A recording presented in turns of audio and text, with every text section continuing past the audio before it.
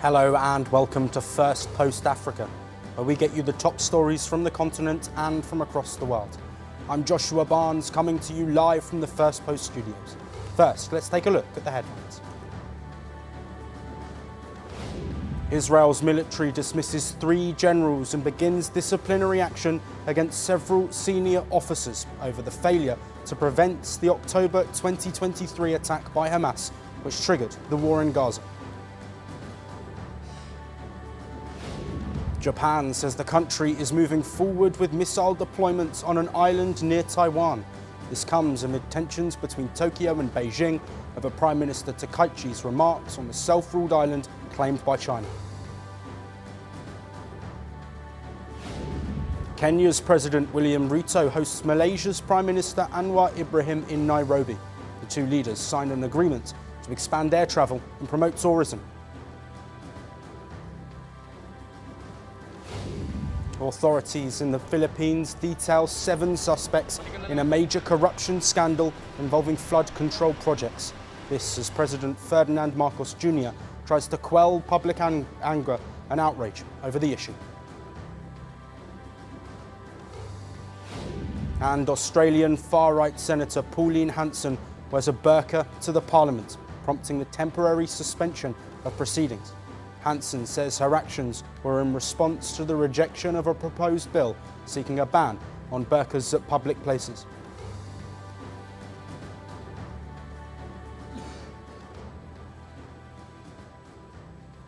The first ever G20 Summit on African soil has wrapped up in Johannesburg, and South Africa is calling it a turning point for the continent and the global south. The 2-day summit opened with an unprecedented breakthrough. A joint declaration was issued at the very start of proceedings. This despite US President Donald Trump's boycott. World leaders reached early consensus on the 122-point leaders' declaration. The G20 declaration lays out multiple core priorities for the global economy going forward. It calls for stronger multilateral cooperation and places inclusive growth for developing nations at the centre of the agenda. Leaders have committed to accelerating climate action and driving sustainability, while pushing for debt relief mechanisms to support poorer countries. And finally, it stresses targeted support for small islands and less developed states, acknowledging their unique vulnerability to disasters and economic shocks. South Africa used the presidency to place African and global South priorities at the heart of the agenda. This includes priorities on food security, industrial growth, energy transition, and digital access. South African President Cyril Ramaphosa underlined that shared goals outweigh differences, calling the declaration proof that Africa's voice now carries weights in global decision-making. He reminded leaders that this is the first time an African nation has held the presidency of the world's largest economies. The United States is scheduled to take over the G20 presidency on December the 1st, 2025. The G20 South Africa Summit Leaders' Declaration is more than words. It is a commitment to concrete actions that will improve the lives of people in every part of the world. More than that, it reaffirms our renewed commitment to multilateral cooperation and our recognition that our shared goals outweigh our differences. But the summit unfolded against a turbulent geopolitical backdrop. The United States boycotted the event, objecting to South Africa's choice of agenda after tensions over denounced claims of atrocities against white Afrikaners in the country. Other world powers, including India, Europe, China, Turkey, Brazil, and Australia, attended the summit and backed the consensus. At the closing ceremony, Ramaphosa declared the summit a victory for multilateralism and a milestone for Africa. He refused Washington's request to hand the ceremonial gavel to a junior diplomat, holding the handover until equal rank officials meet. I now say that this gavel of this G20 summit formally closes this summit and now moves on to the next president of the G20, which is the United States, where we shall see each other again next year. The summit is therefore closed. South Africa's Foreign Minister, Ronald Lamola, hailed the summit as proof that Africa can lead global negotiation, not just participate in it. The G20 now heads to the United States next year. But for South Africa, this summit will be remembered as the moment Africa didn't just host global powers, it shaped the global agenda. For more on this, we have with us Sean Duty, who is the Director at Control Risks, joining us live from Cape Town, South Africa. Thank you, Sean, for joining us. Thank you. So the first G20 summit on African soil is now over, with ample focus on key continental priorities. Could this be another catalyst for growth in Africa?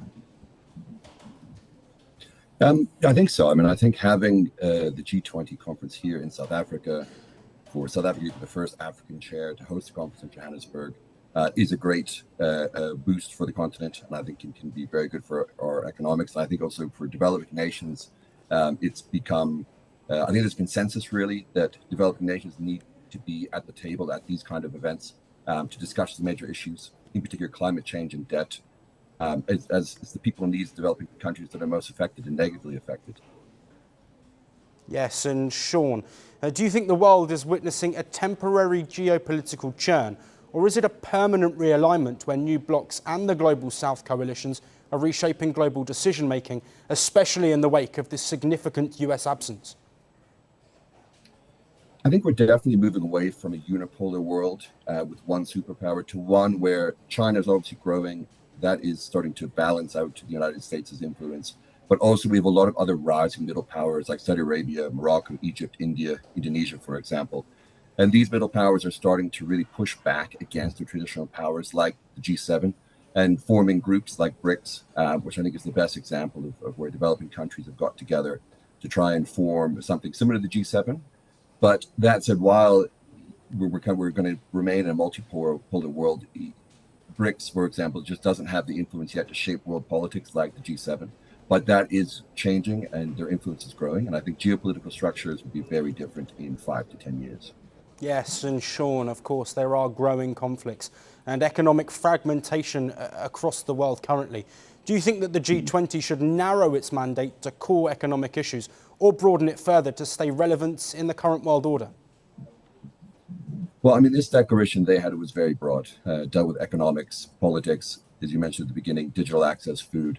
And the G20 really should continue doing this. But I think what's important for the G20 and also for South Africa, for Ramaphosa, for this to, I think, be a successful summit, the key will be for them to actually implement the agreement. Everything that was agreed upon in that 122-point declaration, they have to look at how they're actually going to make that work. Otherwise, it's just a piece of paper, and then G20 remains a talk shop rather than a force for change. Sean, thank you ever so much for joining us and providing insights. Of course, all eyes will be on the US next, but a moment in African history and a significant moment in global history. Thank you.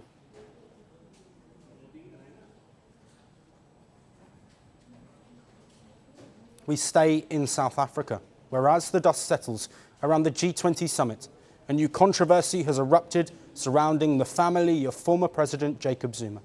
Police are now investigating allegations that his daughter, Duruzile Zuma Sambudla, helped to recruit South Africans to fight for Russian mercenary groups in the Ukraine war. The claims were made by one of her own sisters in an affidavit requesting a formal probe. It says Zuma Sambudla and 2 others were involved in recruiting 17 South Africans who are now trapped in the Donbass region. The South African presidency earlier this month said these men were allegedly lured with promises of well-paid jobs. But they ended up with a Russian private military group and deployed to the front lines without their consent. The case has been transferred to a special police unit with investigatives crimes against the state to determine if the charges will follow. And South Africa has repeatedly warned that it is illegal for its citizens to join foreign armies without government approval. Moscow has been accused of targeting poor African young men for military recruitment. Ukraine says that over 1,400 people from different African nations are fighting for Russia. The recruits apparently come from 36 African countries, with most cases reported in Kenya, Togo, South Africa and Uganda. Investigators say the men are often lured through false promises of high-paying jobs, only to be signed into military contracts once they arrive. Many are deployed rapidly with little to no combat training, and a large number have been killed within weeks of arriving at the front lines. Ukraine's foreign minister has described these contracts as a death sentence for African recruits. And this investigation into alleged recruitment comes at a time where Zuma is already facing a high-profile trial connected to another major national flashpoint, the deadly unrest of 2021. The unrest that left more than 350 people dead and caused billions in damage. The 43-year-old pleaded not guilty to charges of incitement of violence and terrorism earlier this month. Inside the courtroom, former President Jacob Zuma took a front-row seat in support of his daughter, as prosecutors argued that her social media posts during the unrest encouraged looting and violence. Her legal team, however, says the case is politically motivated, insisting she was simply exercising her freedom of speech. For now, the investigation into the alleged recruitment network is still in its early stages, and police have not yet laid formal charges. The new allegations add intense political and legal pressure to a family that remains at the centre of South Africa's most divisive national debates.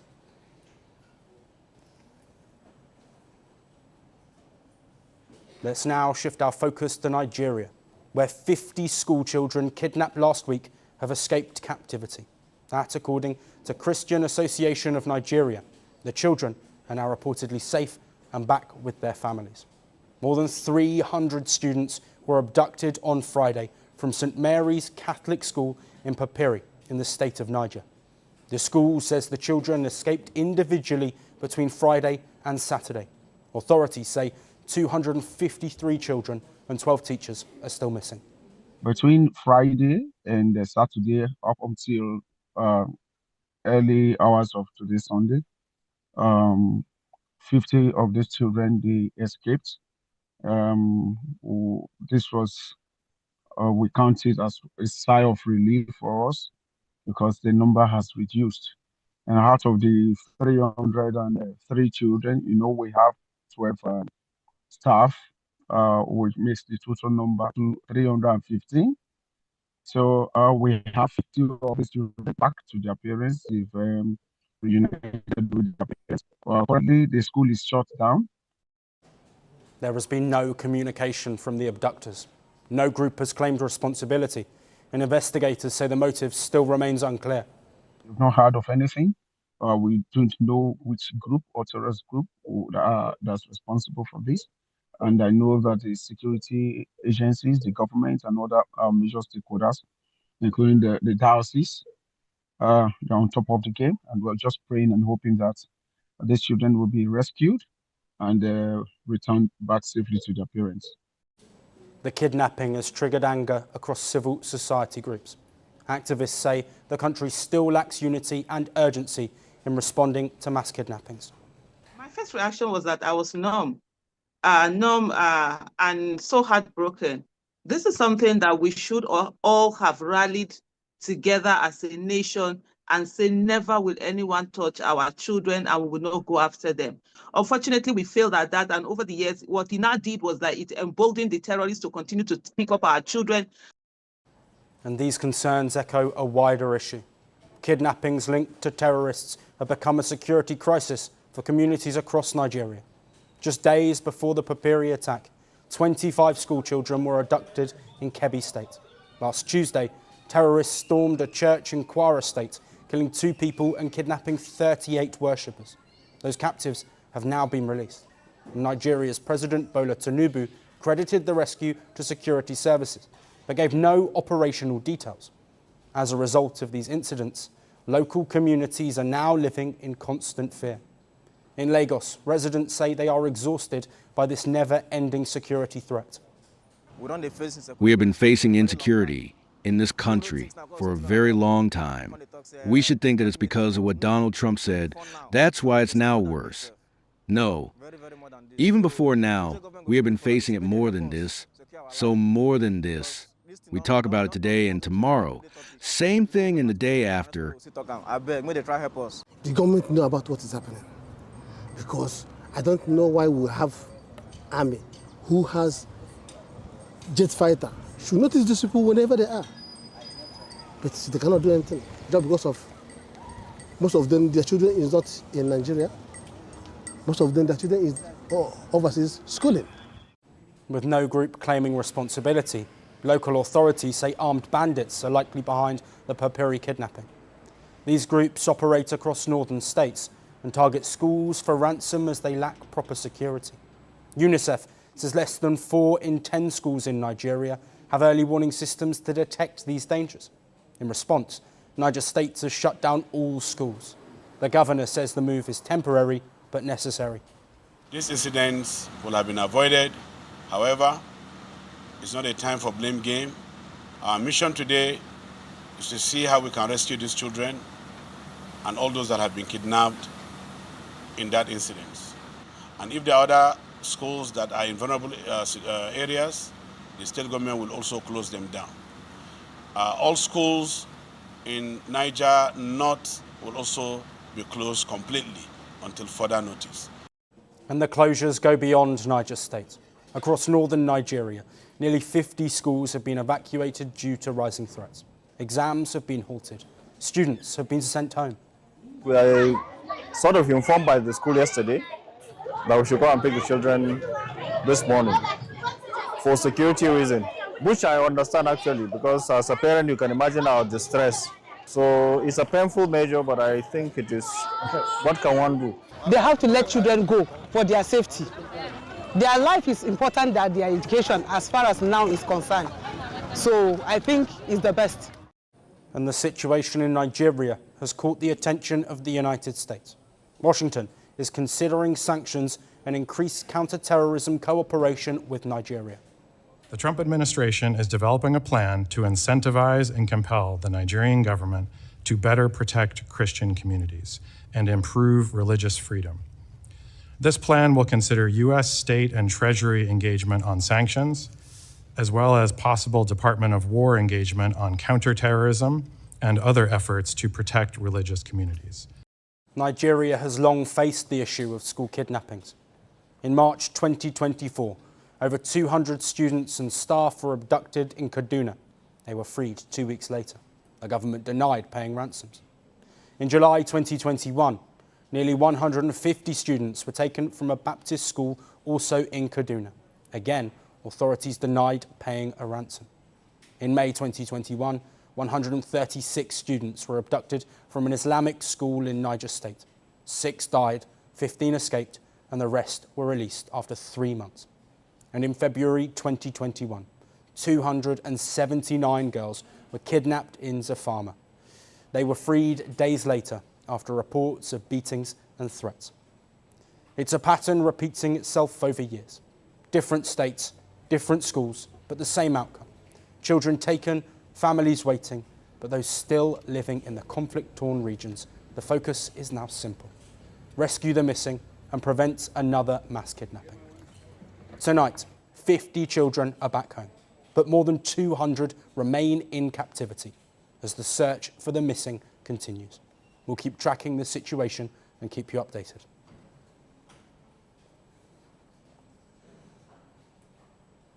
And for our final story, we shift focus to Sudan, where the Sudanese army chief has rejected the latest US-backed ceasefire proposal, accusing mediators of bias and calling it the worst yet. But the paramilitary Rapid Support Forces, or RSF, have agreed to the truce. Mediators have stepped up efforts to end the devastating Sudanese civil war amid the world's worst humanitarian crises. The US are part of a quad group mediating the truce talks, with Saudi Arabia, Egypt, and the United Arab Emirates. But Army Chief Abdel Fattah al-Burhan has accused the quad of being biased as long as Abu Dhabi is a member. He has accused the UAE of arming the paramilitary Rapid Support Forces. The Quad is not innocent of responsibility, especially since the entire world has witnessed the UAE's support for rebels against the Sudanese state. The UAE deny arming the RSF, who have been in fierce conflict with the Sudanese army since April 2023. The recent fall of El Fasher to the RSF which was the last army stronghold in the western Darfur region, has seen fighting move eastwards to the Kordofan region. The capture of El Fasher by the RSF has now effectively split Sudan into two parts. The Sudanese army holds the north and east parts of central Sudan, including the capital Khartoum, while the RSF and their allies hold the west and southern regions. But how devastating has this civil conflict been? Tens of thousands of civilians have reportedly been killed. 12 million people have been displaced. Food shortages have led to mass starvation across huge parts of the country. And both sides have been accused of committing war crimes, including genocide, mass killings, and the rape of women and children. Donald Trump has stepped up US efforts to end the conflict. The US president spoke on the conflict while hosting Saudi Crown Prince Mohammed bin Salman at the White House. He mentioned Sudan yesterday, and he said, sir, you're talking about a lot of wars, but there's a place on earth called Sudan, and it's horrible what's happening. And I viewed it as being just sort of a freelance, no government, no this, no that, and he explained the whole culture and the whole history, and it was very interesting to hear, really amazing actually to hear. And you know, we've already started working on that, okay? Now, this isn't the first time a deal has been on the table. A previous ceasefire proposal, again with US backing, was agreed to by the RSF, but not the Sudanese military. They vowed to continue fighting, stating the war is for survival. A truce would allow vital humanitarian aid into the country, but these latest comments from the Sudanese army chief highlight that peace is still some way off. The RSF are making gains, and the army is vowing to fight on. Intervention from the US and other mediators has offered a glimmer of hope. But for now, tens of millions of Sudanese people remain living in constant fear. That's it on the show for today. We will see you again tomorrow at the same time. Until then, thank you for watching.